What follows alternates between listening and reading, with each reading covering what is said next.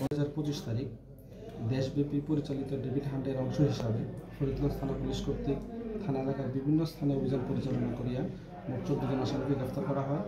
তন্মধ্যে মাদক মামলার 2 বছরের সাজাপ্রাপ্ত আসামি সহ বিচার আইনের ওয়ারেন্ট বলে প্রণাভুক্ত পলাতক আসামি 11 জন।